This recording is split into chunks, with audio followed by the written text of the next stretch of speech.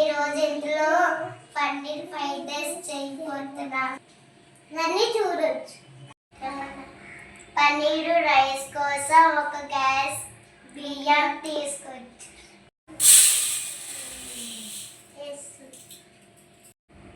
Rice కడిగేసి తెచ్చుకోవాలి.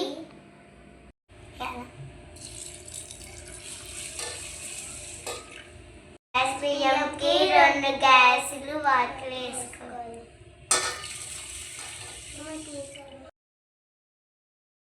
అలాగా గిన్నెతో బియ్యంని స్టవ్ మీద పెట్టుకున్న తర్వాత ఒక స్పూన్ ఆయిల్ వేసుకొని తర్వాత నెక్స్ట్ ఉప్పు వేసుకోవాలి. ఉప్పు వేసుకున్న తర్వాత బియ్యాన్ని మసాలా పొడి వేసుకోవాలి.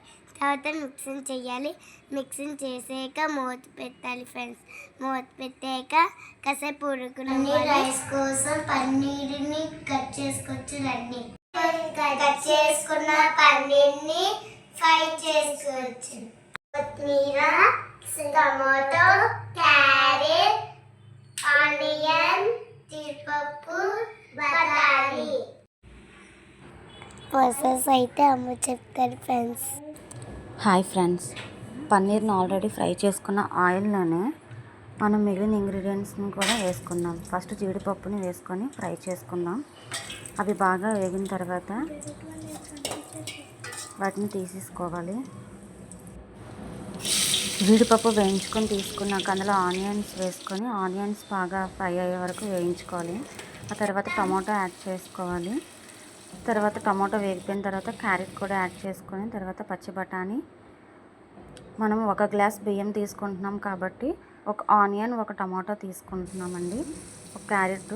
ఇంకా అవన్నీ బాగా వేగిన తర్వాత సరిపడా సాల్ట్ కూడా వేసుకొని నెక్స్ట్ కారం, ఇంకా ధనియా పౌడర్, గరం మసాలా, పసుపు, స్పైసెస్ అన్నీ కూడా ఇప్పుడే యాడ్ చేసేసుకుంటే బెటర్ అండి.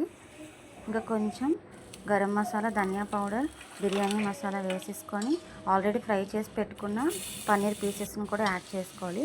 కొంచెం కొత్తిమీర, ఇంకా మనం ముందే పెట్టుకున్న జీడిపప్పును కూడా వేసేసుకొని ఒకసారి మిక్స్ చేసుకుని తర్వాత రైస్ కూడా యాడ్ చేసుకుందాం ఇందులోకి.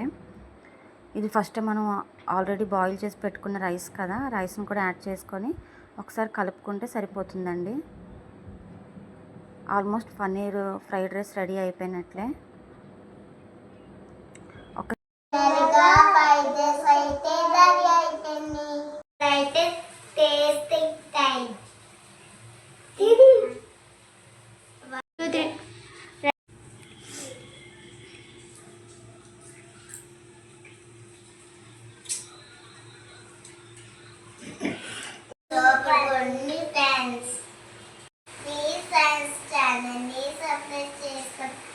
అలాగే కామెంట్లో మీరు ఈరోజు ఏ తిన్నారో టైప్ చేయండి. Bye bye.